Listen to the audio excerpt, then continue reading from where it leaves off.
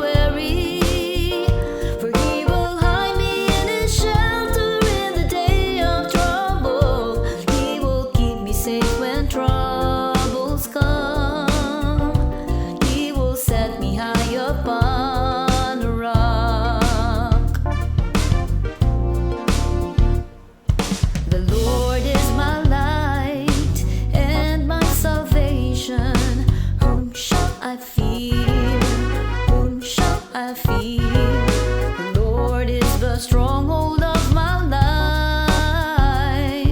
Of whom shall I be afraid?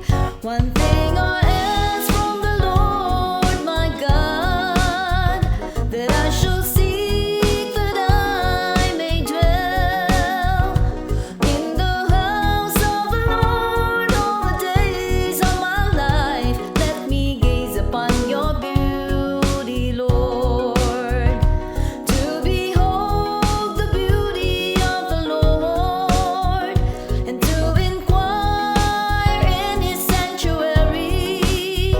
For he will hide me in his shelter in the day of trouble. He will keep me safe when troubles come. He will set me high upon a rock. One thing I ask from the Lord my God, that I shall seek, that I may dwell in the house of the Lord all the days of my life. Let me gaze upon your beauty, Lord. Let me gaze upon your beauty, Lord. Let me gaze upon your beauty, Lord.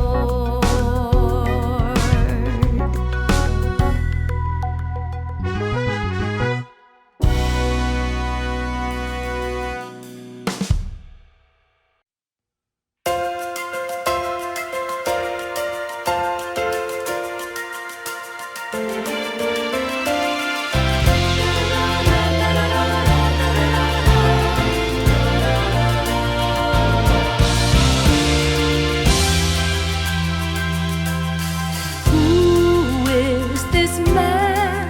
Even winds and waves obey him. Who is this man who has fed the multitude? Who is this man who can raise the dead, heal the sick? Who is this man? His name is Jesus.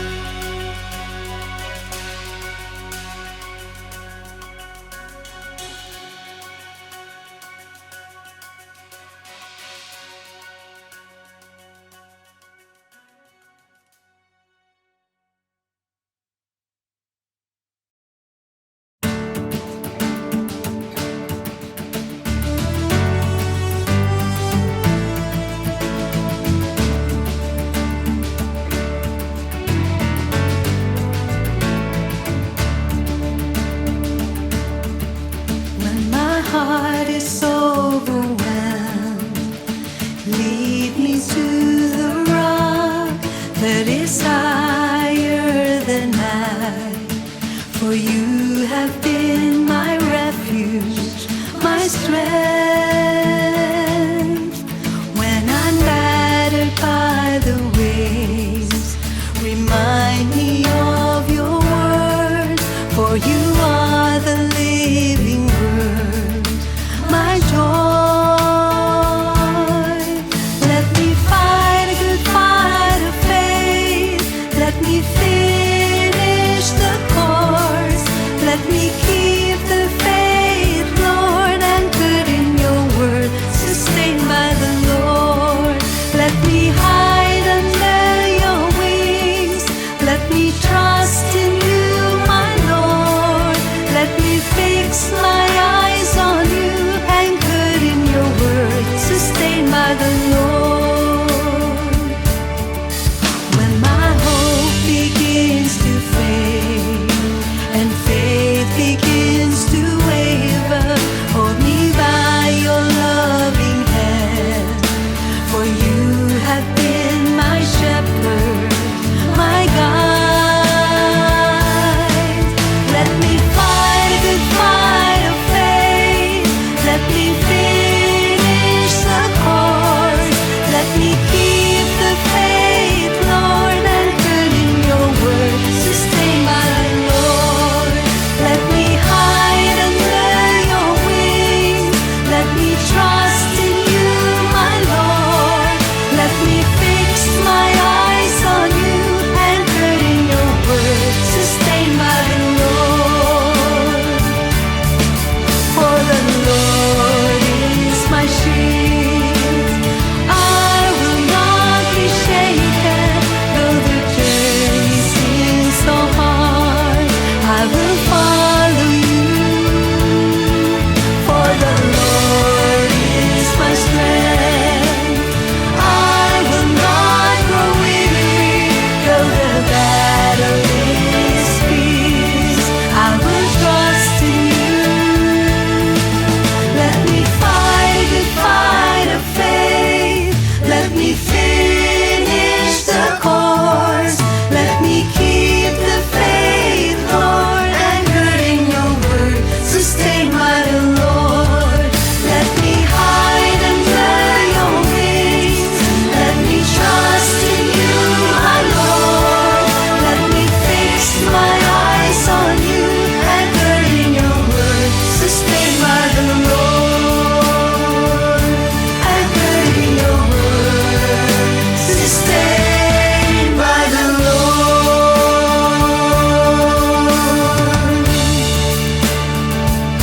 Sustained by the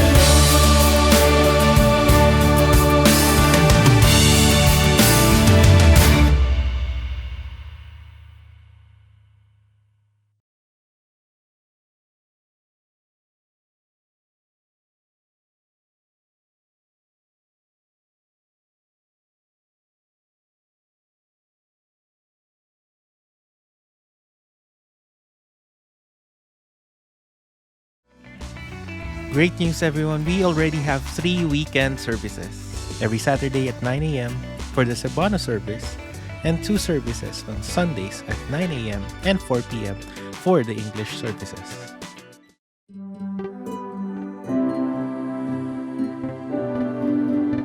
The title of today's sermon is Hope in Storms. We will take our text from 1 Peter chapter 5, verses 10 and 11. Let us now read the passage. After you have suffered for a little while, the God of all grace, who called you to his eternal glory in Christ, will himself perfect, confirm, strengthen, and establish you. To him be dominion forever and ever. Amen. Let's bow our heads in prayer at this time. Heavenly Father, we thank you and bless you, Lord, for this blessed Sunday that you've given us, O God, that we might worship you once again. We come before you with humble and meek hearts, knowing, Lord, that apart from you, we can do nothing. And so we ask, Lord, the blessing of your Holy Spirit to be upon our study today, that your name might be glorified and your people edified. Lord, whatever is going to be achieved today, we will give you back the glory, the praises, and thanks. In Jesus' blessed name we pray. Amen and amen. Well, the Christmas celebration must have ended. Probably some of you have completed your Christmas parties in your offices and amongst your relatives. And perhaps for some of us, we have not received what we have anticipated. And probably this has caused some frustration or even depression on our part. On the other hand, some people may not just be going through a difficult Christmas season. It's possible that some of you are going through a storm in your life, and the storm somehow has not yet ended. And I recall some of the stories that I've heard amongst our people in Hong Kong, because while we have a church there, most of our members happen to be domestic helpers. And I've heard so many horror stories in their lives. One story is that there was this dear sister of ours who was not given a room in the place where she was working in the house that she was working in. In fact, she said that she found herself sleeping on a bathtub every single night. And you and I know a bathtub is not simply a good place to sleep in. But that was her condition. I recall the story of another sister who said that she was made to sleep in a ledge, but on top of the ledge happens to be the washing machine. And so you could just imagine how cramped she was in that situation.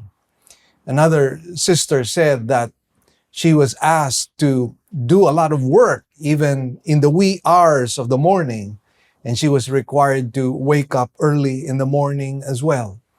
And so horror story upon horror story is something that has become commonplace. Whenever I go to Hong Kong, I hear these stories, and some of our people ask for counseling in regard to their situation.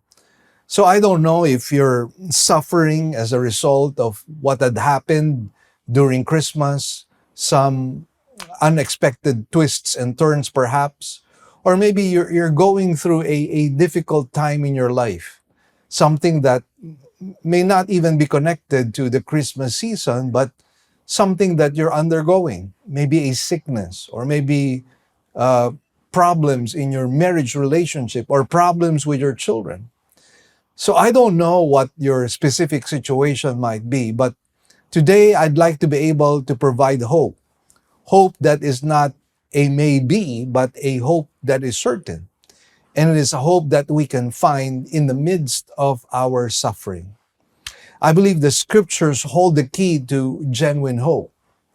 And in the passage that we will be studying today, I'd like to share three things. First up, in verse 10a, I'd like to talk about the fleeting suffering on earth. And then in verse 10b, we find the eternal assurance of glory. And then in verse 11, the power behind the assurance.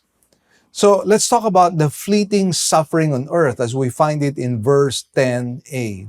In 1 Peter chapter 5, verse 10, it says, "After you have suffered for a little while." Now, this verse teaches us that the earthly life will involve suffering. Jesus himself told us in John 16, verse 33, and it says, "These things I have spoken to you, so that in me you may have peace. In the world you have tribulation, but take courage, I have overcome the world." So clearly, the Lord Jesus Christ did not promise a bed of roses. He did not promise a walk in the park. But rather, he speaks about the reality that you and I are in and will continue on until we are swallowed up in God's eternity. The fact is that in this earthly life, we are to expect suffering. And so, dear friends, let us not forget that we live in a cursed world. The fact that we live in a cursed, imperfect world already tells us that the possibility of suffering is something that is inevitable. And that is why we are not to be surprised when suffering actually takes place in our lives. And so take comfort in that. Every single person in the world is suffering in one kind of area or one aspect of their lives. And that is why we are not alone. There are some people who are suffering just as we are. This is why suffering should be expected and not something that should really surprise us. In fact, Peter said in 1 Peter chapter 4 verse 12, "Beloved, do not be surprised at the fiery ordeal among you, which comes upon you for your testing, as though some strange thing were happening to you." So, dear friends, we are not to grumble and complain against God and say, "Lord, what is happening to me? Lord, why is this thing taking place in my life?" I mean, we know that there are a lot of people who actually question God in the midst of their suffering, in the midst of their storm. But we are told here that nothing should really surprise us. We should not consider our suffering as a strange thing. In fact, we are told of one of the purposes why we go through suffering. It is for our testing. And what comes to mind really right now is the situation of Job. If you recall that everything was going well with Job, but in one single day, he practically lost everything, including his sons and daughters. And the only one that was left with him was a nagging wife. That was the only thing that was left behind. All the rest was removed from Job. And then much later, he also got sick. And it was a tormenting kind of sickness that he had experienced. And so we all know what the purpose was. The purpose was really to test him. The purpose was to test his faith. And we are to see ourselves in the same light, my dear friends. Just like Job, we are being tested by God. And so whatever comes our way, understand that there is a test that is laid out for us. And the question is, do we pass the test or do we fail it? And one other thing we are to remind ourselves is that the reason why we go through suffering is so that we might be molded and shaped and conformed into the image of the Lord Jesus Christ. This is the reason why there is a pruning, purging process that takes place in our lives. Again, it is for our own good. The good that God desires in our lives is that we might become more and more like Jesus Christ. Now, when it comes to the subject matter of suffering, I believe that suffering comes because of four things. First, it could come as a trial. In 1 Peter chapter 1, verse 6, it goes, "In this you greatly rejoice, even though now, for a little while, if necessary, you have been distressed by various trials, so that the proof of your faith, being more precious than gold, which is perishable, even though tested by fire, may be found to result in praise and glory and honor at the revelation of Jesus Christ." You see, our faith is compared to gold. And, one of the things that you have to understand when it comes to making gold pure is that it is placed under fire. And the reason why it is placed under fire is so that all the impurities might come to the top. And as soon as it comes to the top, what the goldsmith would do is he would skim off the impurities so that what remains is pure gold. And this is the analogy that Peter creates in our minds, that the faith that we have is more precious than gold, and we are being tested by fire. And obviously, the desire of God is that our lives might result in the praise and glory and honor at the revelation of Jesus Christ. The Lord wants us to glorify Himself through our suffering. And that is why we have no choice but to respond properly and positively to our trials, because it is a way by which you and I can glorify God. And I know of so many stories. My sister-in-law, who passed away a few years back, she went through breast cancer. And she slowly dipped when it came to her health. But you know, her spirit was vibrant. It was robust. She continued to praise the Lord. She continued to share about her faith. There was a smile continually on her face. Nothing could defeat her, not even the pain that she was going through. She was really a person with an indomitable spirit. She was filled with courage and filled with joy. And because of that, a lot of people were blessed. A lot of people were edified. And you see, dear friends, we have to understand that sometimes that is the reason why we have to go through suffering. It is a trial. And it's a trial that is supposed to cleanse and wash and sanctify us. It is a trial that is intended to bring glory to our God. So whatever it is that you are going through, think about this. How can I glorify God in the midst of my suffering? I believe, dear friends, that people are watching, and that whatever we go through, it will provide comfort and hope to other people. And that is why, even in the midst of suffering, Paul called upon the Philippian saints to rejoice in the Lord. And again, he said, rejoice. Now, the second reason why we suffer is because of persecution. The Bible says in John 15, verse 18 and 19, if the world hates you, you know that it has hated me before it hated you. If you were of the world would love its own. But because you are not of the world, but I chose you out of the world, because of this, the world hates you. You know, one of the identifying marks, by the way, that we happen to be believers is that we do get persecuted. Remember that it is stated in the scriptures that the godly shall be persecuted. And why do you think we become persecuted? Well, we become persecuted because we belong to the light. And what does light do? Light exposes darkness. And that is why people hate us. Because of the purity of our lives, because of the holiness and the spirituality of our lives, people are ashamed. People become confronted of their own sins. It is as if our own lives challenge them, because what they are really saying in the world is that I'm just doing what everyone else is doing. I'm just following the flow and the tide of the world. And I can't do anything about it. It's really about being human, they would say. But then again, when we begin to live our lives in a different way, and you and I know that it is really a supernatural life that God gives to us, a life that has different spiritual appetites.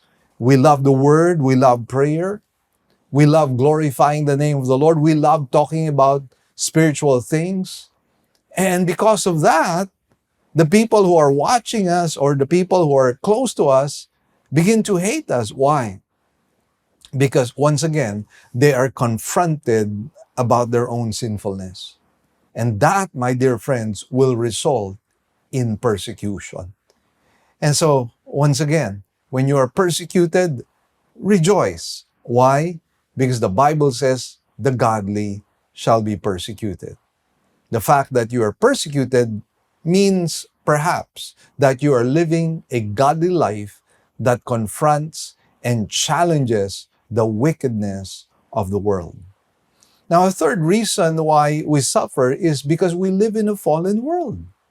Remember in Genesis chapter 3, verse 17, it says, then to Adam he said, because you have listened to the voice of your wife and have eaten from the tree about which I commanded you, saying, you shall not eat from it. Cursed is the ground because of you. In toil you will eat of it all the days of your life.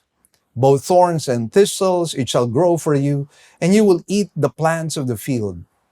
By the sweat of your face you will eat bread till you return to the ground, because from it you were taken, for you are dust, and to dust you shall return. My dear friends, we live in a cursed world. This is the reason why you have typhoons. This is the reason why you have earthquakes. This is the reason why you have hurricanes. This is the reason why you have drought. This is the reason why you have floods. All of these things tell us, my dear friends, that the world that we are living in is actually cursed. And it all began in the Garden of Eden. This is the reason why Paul says that earth is groaning for its own redemption. Why do you think it's groaning for its own redemption? Because it understands that it is cursed. Because it knows that it is dying. The earth that we are living in is actually dying. I mean, if God allows earth to go on in its existence, eventually earth will become desolate, completely desolate. And why do you think that's going to happen? It's going to happen because the world is cursed. Now, of course, you and I know that there are certain phenomena that people talk about, global warming, which we say is destroying our world. And of course, yes, we are actually contributing to the progression of destruction in our world. But having said that, no matter how careful we are, no matter how much we love our environment and take care of our environment, dear friends, a day will come, earth will eventually be destroyed. In fact, there is a word of prophecy that tells us that earth shall be burned with fire. And so that, my dear friends, is the destiny of earth. So the fact that earth is cursed already tells us, dear friends, that we will suffer. So again, very important that we understand that. Now, a fourth reason is because of our sinful choices. While suffering is a given when it comes to earthly living, we should not suffer as a result of our sinful choices. This is a kind of suffering that God does not approve. Take note of 1 Peter chapter 3, verse 17, and then 1 Peter chapter 4, verse 14 and 15 as well. So let me just read verse 17. It says, for it is better if God should will it so that you suffer for doing what is right rather than for doing what is wrong. Verse 14 says, if you are reviled for the name of Christ, you are blessed because the Spirit of glory and of God rests on you. Make sure that none of you suffers as a murderer or a thief or an evildoer or a troublesome meddler. So take note of this. Some of the suffering that we go through is as a result of our own sinful choices. There are bad things that we do, and somehow it may affect relationships. It might somehow affect a business deal, for example, or it might affect a good communal relationship. And these are things that happen. Why? Because sometimes we make sinful choices. And the sinful choices that we make creates disorder. It creates chaos. Take, for example, the fact if someone chooses to have a mistress and you happen to be a happily married person, what do you think that is going to do with yourself or with your family, with your wife, with your children? Most definitely, that sinful choice is going to bring suffering. I mean, you might think that you can escape for a while, but let me just tell you, there is nothing hidden that shall not be exposed. And so, dear friends, let us not make those sinful choices. This is the kind of suffering that we can actually avoid. And unfortunately, it comes to us. Why? Because of our stubbornness, because we are stiff-necked, because we are hard-headed. And therefore, we suffer. We suffer because of our own fault. Having said that, how are we to view suffering? Well, based on what Peter said, suffering is only for what? A little while. So meaning to say that suffering is temporary and viewed in the light of eternity is only for a little while. So dear friends, take courage in this fact. There is no such thing as a permanent storm. All storms pass.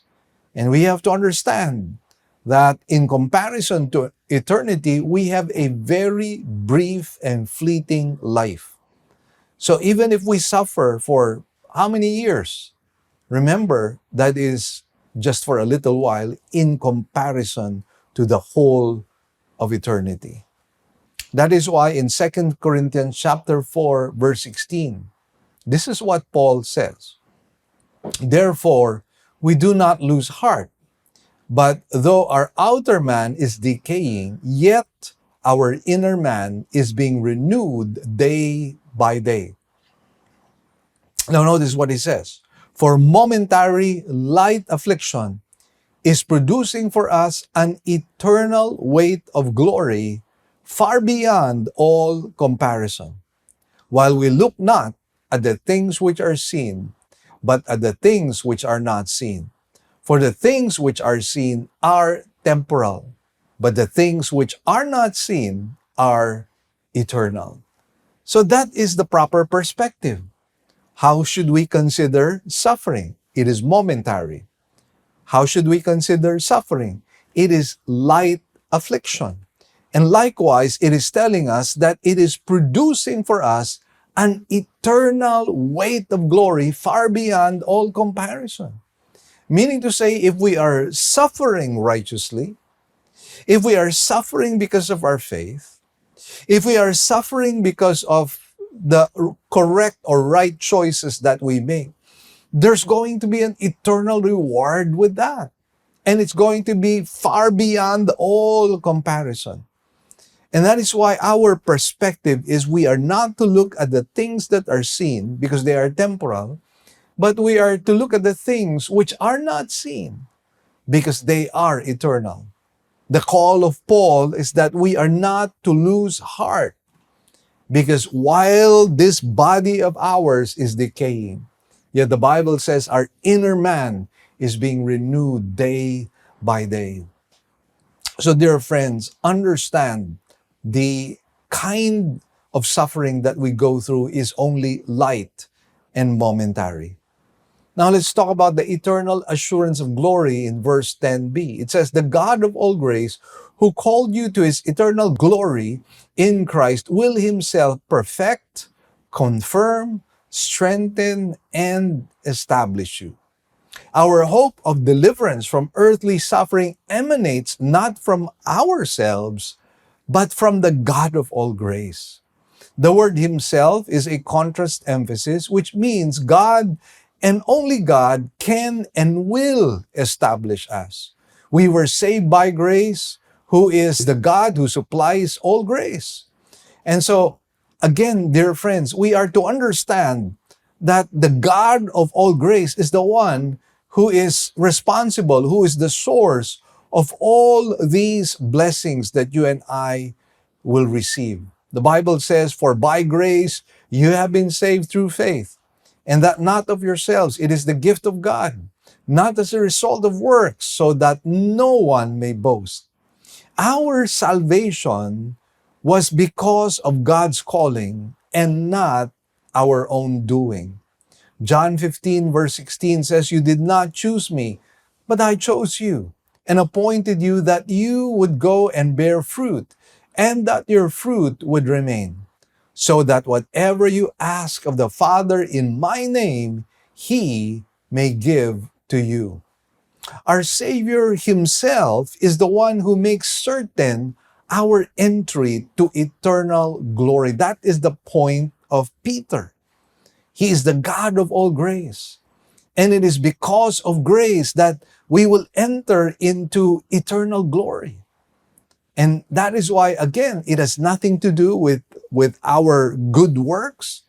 It has everything to do with God who provides us the grace in our lives. Now, our Savior Himself, as I mentioned to you, is the one who makes certain our entry to eternal glory. In Jude 24 and 25, it says, "Now to Him who is able to keep you from stumbling and to make you stand in the presence of His glory, blameless with great joy, the only God, our Savior, through Jesus Christ our Lord, be glory, majesty, dominion, and authority before all time, and now, and forever. Amen."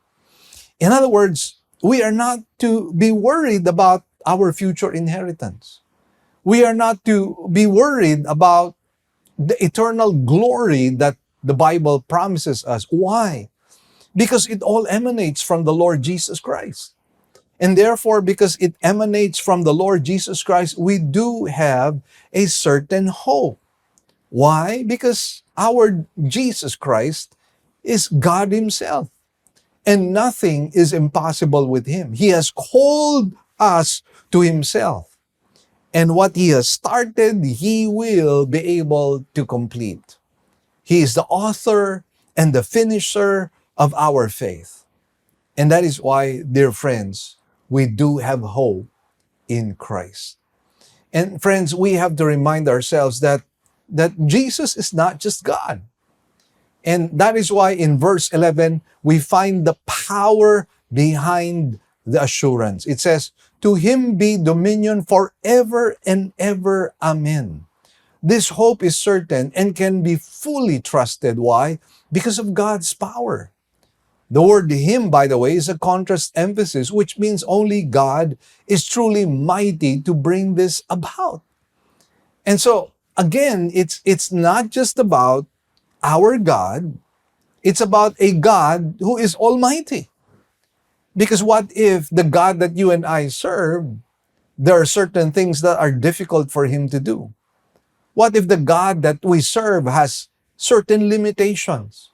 What if the God that we serve happens to be weak, or certain areas or certain aspects that He cannot achieve or accomplish? Thank God that is not our God. Our God is a God of all dominion. He is a God of all power. And therefore, nothing is impossible with Him.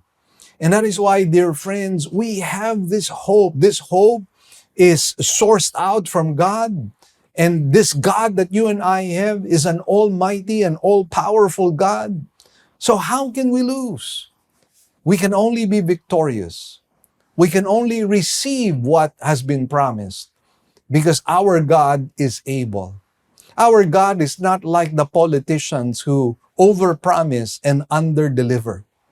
Our God, when He makes a promise, He will keep it. We are told in Isaiah chapter 9, verse 6, the passage that we studied recently, "For a child will be born to us, a son will be given to us, and the government will rest on His shoulders, and His name will be called Wonderful, Counselor, Mighty God." It says, Eternal Father, Prince of Peace. And so all of these things refer to the God that you and I serve. And notice here, verse 6 practically tells us about the deity of the Lord Jesus Christ. And so how can we possibly lose? How can we not be victorious in the end? And that is why my message to you, dear friends, if you are suffering, take heart. If you are suffering, most especially if you're suffering in Christ, there is no such thing as a permanent storm. And our hope is certain as we enter into eternity. And that is why, dear friends, look at your suffering as momentary. Look at your suffering as a light affliction. Look at your suffering as something that will eventually pass and is going to be fleeting. And think about the eternal glory that you will receive, sourced out by our Lord Jesus Christ, who is almighty and all-powerful. Praise be to God.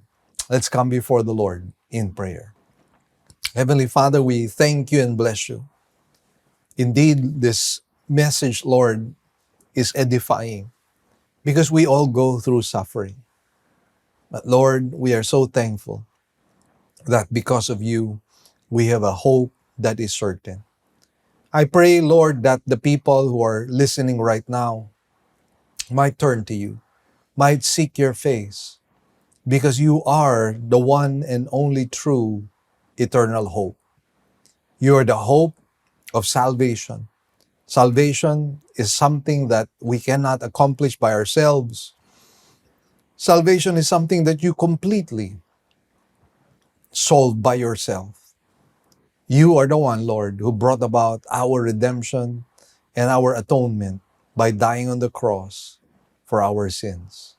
And so, Lord, we pray that the ones who are listening today might put their hope and trust in you, not only to solve their problems, but, Lord, to bring about the salvation of their own souls. And we pray, Lord, that indeed you might manifest your love, your compassion, even your healing and deliverance to the people who are suffering right now. May they understand that you are the God of all comfort. We thank you, dear Lord, for everything. And Lord, we thank you even for the opportunity to participate in the work of God by giving our resources. Lord, we will put our trust in you in Jesus' name. Amen and amen. God bless you, dear brothers and sisters. We will see you again next weekend.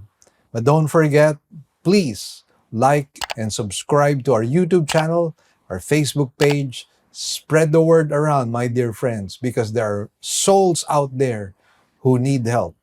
We're also on Spotify. We're also on nationwide TV through Light TV and GCTV. We're also being heard in all FEBC stations all over our country. So please just take note and maybe inquire about our schedules, and hopefully you can spread the word together with us. God bless you all. We'll see you. Good news, brothers and sisters. Our radio program will now be heard nationwide through FEBC radio stations. As an added bonus, all Living Word original songs will likewise be aired as well. So, if you would like to listen to our radio program, we're coming out in the following stations. 702 DZAS AM, broadcasting from Pasig every Sunday, 11 a.m. to 11:30 in the morning. We're also coming out from 104.3 DWAY FM from Legazpi. This is also every Sunday from 10 to 10:30 in the morning. And for those of you in Tacloban, we're coming out from 97.5 DYFE FM every Monday from 11:30 in the morning to 12 p.m. For those of you in Zamboanga, we are coming out from our station in 1116 DXAS AM every Sunday from 11:30 to 12 p.m. Also, for those of you in Davao, we're coming out from 1197 DXFE AM every Sunday from 2 o'clock in the afternoon to 2:30 p.m. For those of you in Coronadal, we're also coming out from station 1062 DXKI AM every Saturday from 8 to 8:30 p.m. And for those of you in Cagayan de Oro, we're coming out from 103.3 DXJL FM every Sunday from 8 to 8:30 p.m. And for those of you from Metro Cebu, we're coming out from 98.7 DYFR FM every Saturday and Sunday from 8 to 9 p.m. Please tell your friends about this and tune in to our radio program. Let us pray that God might use this radio program to become a blessing to as many people as possible. God bless you all. Great news, everyone. We already have 3 weekend services. Every Saturday at 9 a.m. for the Cebuano service and 2 services on Sundays at 9 a.m. and 4 p.m. for the English services. We'd also like to thank our partners, our members who have been consistently giving to partner with us in the work of the Lord. We'd like to share our giving channels to those who would like to partner with us in the work of the Lord. You can deposit your love offerings to the following banks. Banco de Oro. Account name is LWCCCII. The account number is 001-000-60800. We also have a BPI account. Account name is Living Word Christian Ministries, Cebu Incorporated. Account number is 1021023481. Finally, we have RCBC. Account name is LWCCCII. Account number is 14520052886. To give via GCash, just follow these simple steps.